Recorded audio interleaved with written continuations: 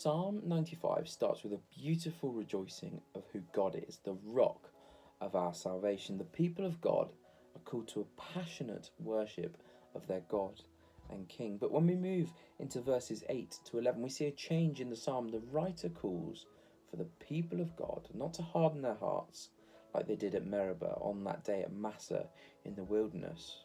And what's been referred to here is shown to us in Exodus 17, 1-7. The Israelites are quarrelling with Moses because there's no water for them in the desert. Moses goes to God and says, well, what shall I do? And God says, strike the rock with your staff and water will come out.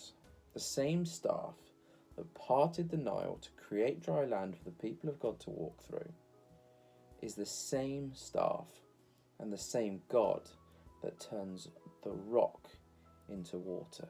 The rock of our salvation is worthy of praise because he does wonderful things in providing and caring for his people. I'd love to read you this psalm now, and as you can, reflect on it, decide and make an intentional decision not to harden our hearts, but to come to God in worship. So let me read that to you now.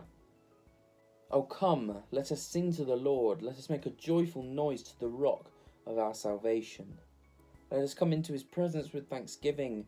Let us make a joyful noise to him with the songs of praise. For the Lord is a great God and a great King above all gods. In his hands are the depths of the earth, and the heights of the mountains are his also. The sea is his, for he made it, and his hands formed the dry land.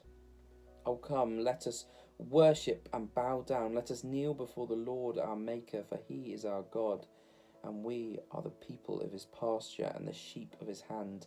Today, if you hear his voice, do not harden your heart, as at Meribah, as on the day of Massa in the wilderness, when your fathers put me to the test and put me to the proof, though they had seen my work. For 40 years I loathed that generation and said, they are the people who go astray in their hearts, and they have not known my ways.